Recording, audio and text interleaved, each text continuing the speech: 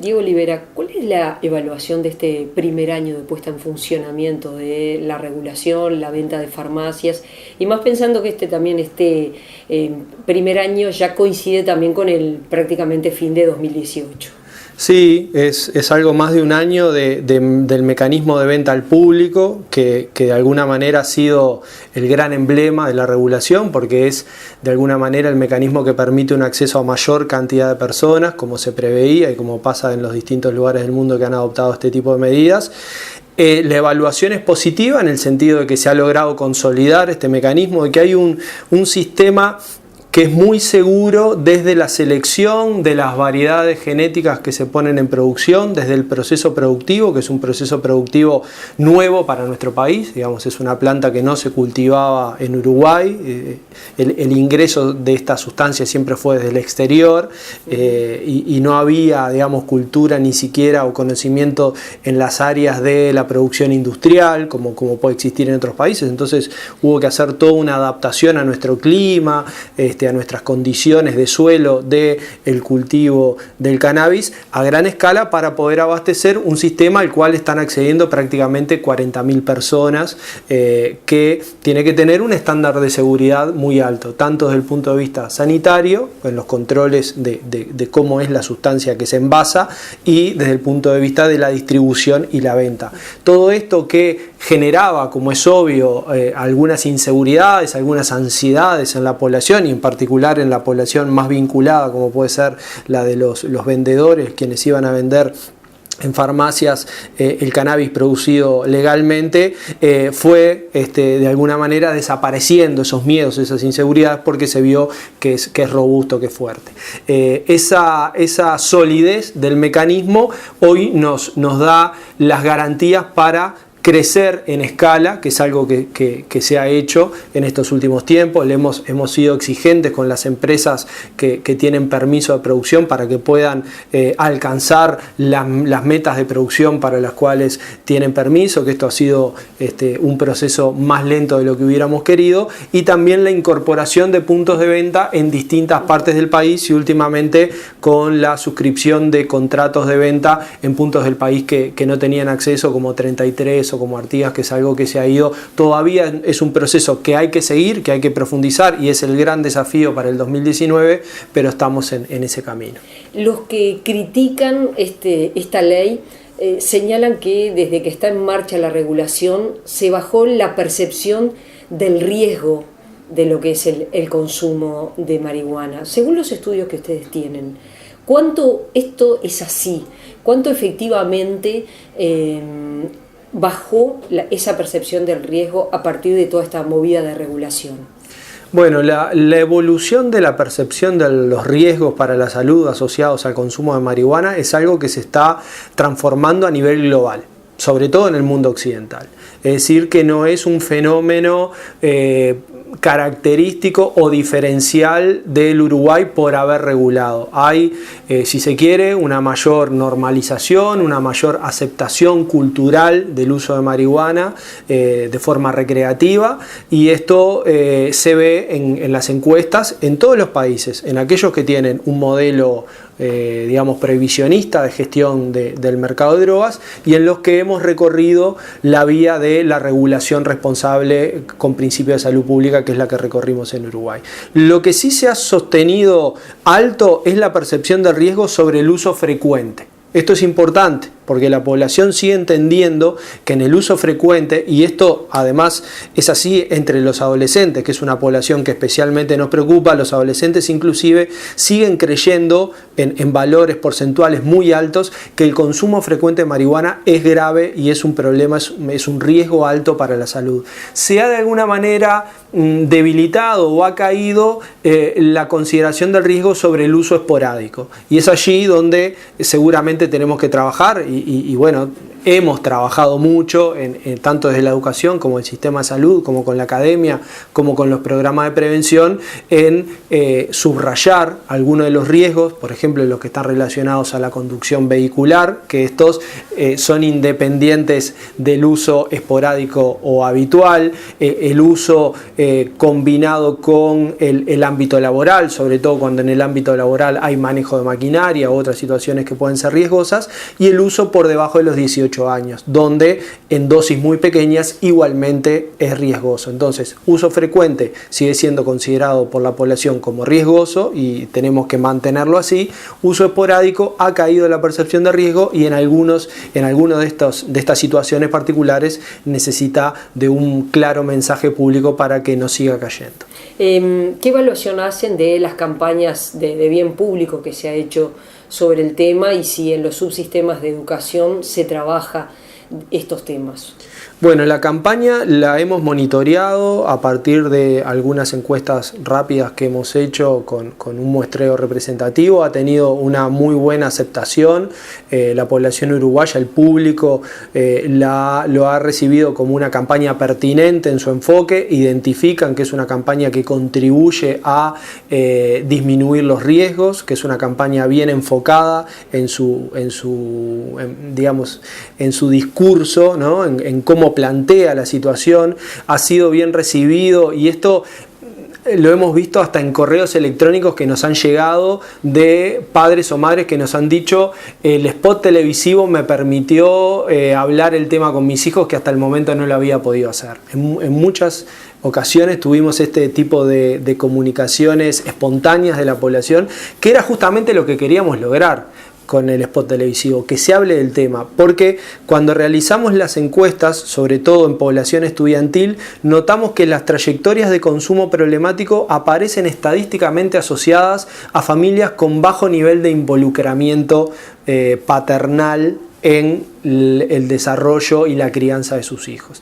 Esto, que parece bastante evidente o que puede ser intuitivo, tiene una comprobación estadística muy fuerte, que es que las familias con mayor nivel de involucramiento, es decir, donde se comparten más instancias de la cotidianidad, donde los padres están más en conocimiento de cuáles son las actividades y los círculos que frecuentan y el tipo de, sobre todo, actividades extracurriculares que tienen los adolescentes, son familias donde los problemas asociados a un consumo temprano de drogas no aparecen con tanta predominancia como en las otras familias. Entonces nos pareció que era importante poner el foco en este diálogo intergeneracional, que fue lo que hicimos y creemos que se logró. Obviamente no se puede resolver todos los mensajes en 40 segundos de televisión y radio, lo vamos a ir intercalando con otro tipo de mensajes que van a ir saliendo a futuro. Cuando se discutió esta ley, cuando se pensó en esta ley durante la administración anterior, se habló de el combate al narcotráfico. ¿En qué medida esta regulación ha servido para ese combate, si es que efectivamente sirvió? En este momento estamos midiendo esas variables. Todavía no tenemos datos concluyentes. Sí hay datos que indican que hay un descenso en la cantidad de personas procesadas por delitos relacionados al tráfico de drogas. Lo tenemos que corroborar. Son datos que los vamos a empezar a tener en los próximos meses.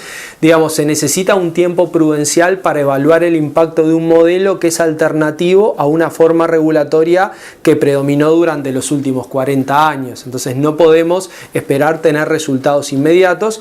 Y por otra parte, el mercado de sustancias psicoactivas ilegales se compone de otras sustancias que no tienen este tipo de regulación. Entonces esto lo que nos ha llevado es a tener una mayor exigencia en la sistematización de datos que provienen del sistema de justicia, que no siempre las teníamos. Teníamos muy buenos datos sobre la demanda de drogas, sobre las personas que consumen drogas, cómo es su distribución demográfica, territorial, qué sustancias consumen, con qué frecuencia, pero no teníamos datos lo suficientemente sistematizados, exceptuando las incautaciones, que sí están muy bien contabilizadas.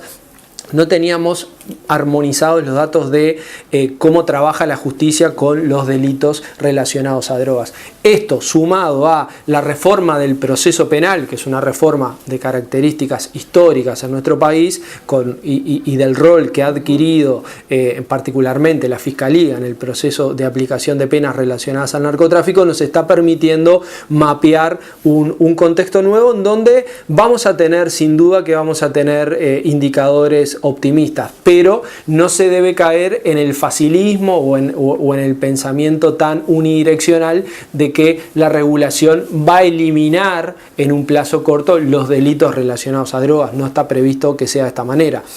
Lo que la regulación plantea es un enfoque alternativo al modelo de guerra contra las drogas, y creo que esto es lo más importante. Por lo pronto, la cantidad de personas que aparecen registradas, que son, como decíamos, más de 40.000 personas, ya no están expuestas a vincularse con redes de tráfico ilícito. Y el dinero que gastan en acceder a la marihuana no va a parar a redes de narcotráfico.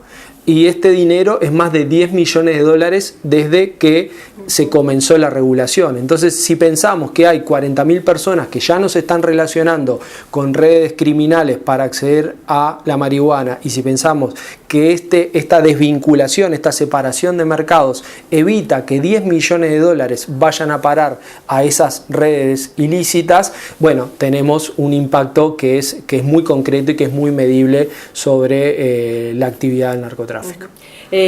¿Cómo es el mecanismo? Porque evidentemente el Estado no es el que produce, sino es el que regula, ¿no? ¿Cómo es el mecanismo? ¿Son empresas privadas? ¿Cómo? Sí, se realizó un llamado a empresas privadas en el año 2014 que terminó resolviéndose en el año 2015, un proceso muy exigente entre algo más de 20 empresas que terminó dotando a 2 de estas empresas de un permiso para producir hasta 2 toneladas anuales de flores secas de cannabis psicoactivo, que es el que justamente se comercializa en farmacias. El Estado lo que hace es proveer de un predio, o sea, estas empresas no pueden producir en cualquier lugar, tienen que hacerlo en el predio productivo que les es asignado por el Instituto de Regulación, que es un predio que está en el departamento de San José, y el Estado también supervisa las condiciones en las que se realiza la producción. Es decir, desde el punto de vista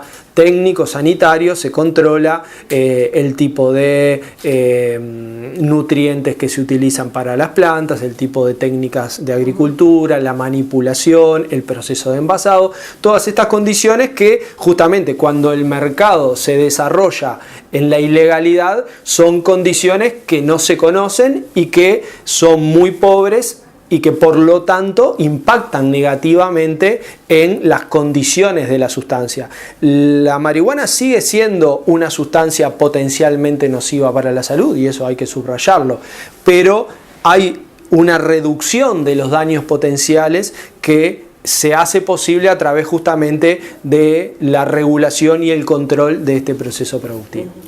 Hoy está en el debate político, el cero de alcohol en sangre para los conductores. ¿Qué pasa para aquellas personas que consumen marihuana? ¿Cómo son los controles?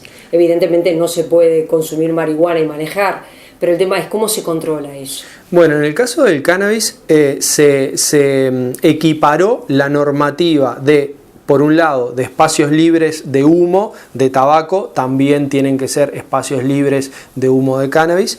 Y en el caso de los controles de tránsito, se aplicaron los mismos estándares para la conducción vehicular que con el alcohol.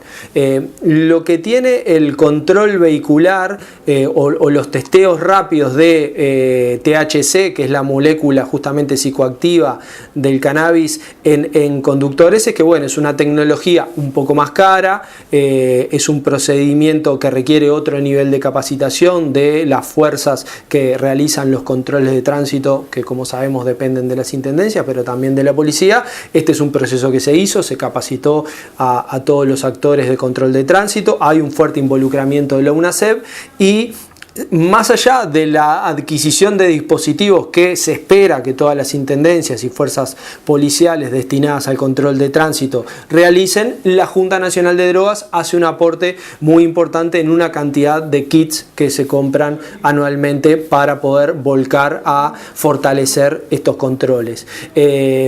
Hay además una evolución permanente a nivel internacional en donde los técnicos, y de hecho vamos a recibir la semana que viene a un técnico de primer nivel holandés que vamos a traer justamente para capacitar al personal en este sentido, en el desarrollo de técnicas más modernas y eventualmente un poco más accesibles desde el punto de vista económico para poder seguir masificando estos controles. ¿Puede ser que en el futuro Uruguay pueda exportar cannabis? Bueno, Uruguay podrá exportar cannabis y derivados del cannabis de uso medicinal o industrial. Esas son las dos vías, las dos ramas en donde Uruguay puede, y de hecho ya hay experiencias, algunas primeras experiencias de comercio internacional de productos derivados de la planta de cannabis con estos fines. Y por otra parte, el mercado exterior de la demanda de derivados o inclusive de materia prima que tiene como origen la planta del cannabis es lo que está explicando que en nuestro país haya una fuerte inversión en el rubro de el cultivo, la cosecha y eventualmente la manufactura de distintos derivados tanto industriales como medicinales.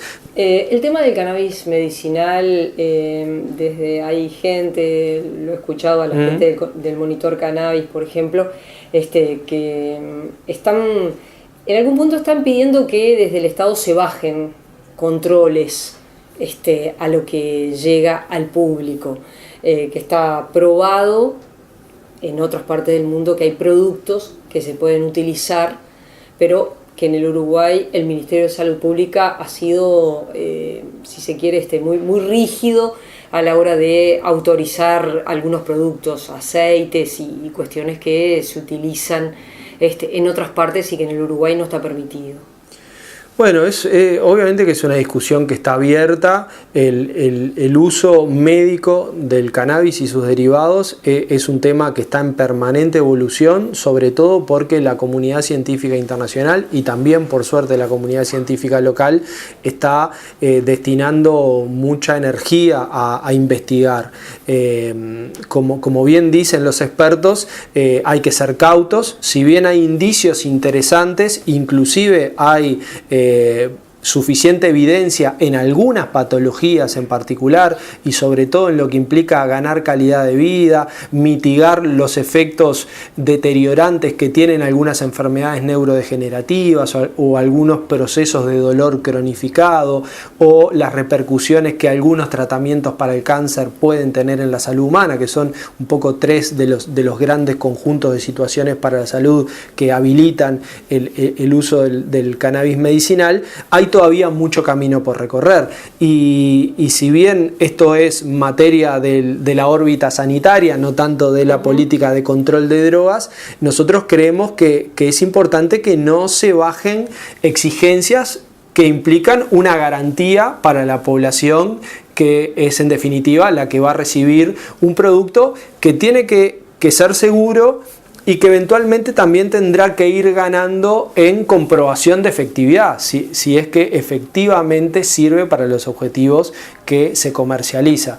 Lo que ha sucedido en algunos casos es que se ha distorsionado en algún momento la percepción como que el cannabis sirve para cualquier cosa o todo lo puede curar o en cualquier circunstancia puede mejorar la calidad de vida, y esto en todos los países, no solamente en Uruguay, requiere que las agencias de control de medicamentos, en nuestro país el Ministerio de Salud Pública cumple esa función, vayan dando pasos de acuerdo a la evidencia disponible y también de acuerdo a las iniciativas que tanto la comunidad académica como el sector empresarial van planteando para el desarrollo. Ambas cosas están sucediendo en nuestro país. Hay importantes unidades académicas destinadas a investigar esta cuestión y también hay fuertes iniciativas privadas con afán de desarrollar inversiones en la materia. Entonces, todo indica que ese ambiente de desarrollo va a ir ganando terreno y facilitando, entre otras cosas, no solamente el desarrollo económico, sino la accesibilidad por parte de la población que efectivamente tiene una prescripción relacionada al tema. ¿Uruguay está siendo modelo para otros países que también quieren incursionar en regular el cannabis?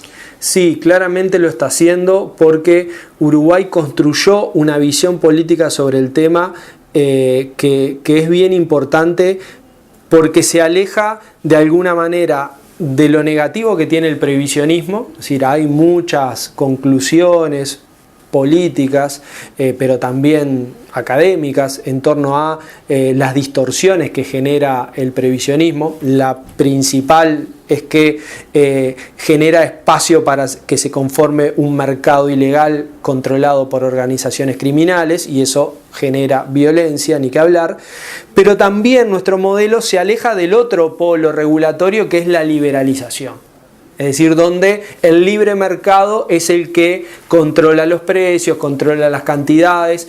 Esto lo podemos ver reflejado en si estudiamos cómo era el mercado de tabaco hace 20 años o 25 años, que se podía publicitar de cualquier manera, se podía envasar de cualquier manera, no se controlaba cómo se vendía, ni en dónde se vendía, ni los espacios donde se podía utilizar. Y justamente el ejemplo del tabaco es complementario al del cannabis, solo que se han movido desde orígenes iniciales distintos. Vamos hacia un camino central que es el de la regulación responsable, donde el Estado dispone las medidas necesarias para que, sin prohibir el uso de la sustancia y sin prohibir su producción, para justamente no generar un incentivo al mercado ilegal, se colocan determinados principios que tienen que ver con la protección de la salud pública. Entonces se habilita que esto se pueda desarrollar, pero bajo determinadas circunstancias. Ese principio de protección de la salud pública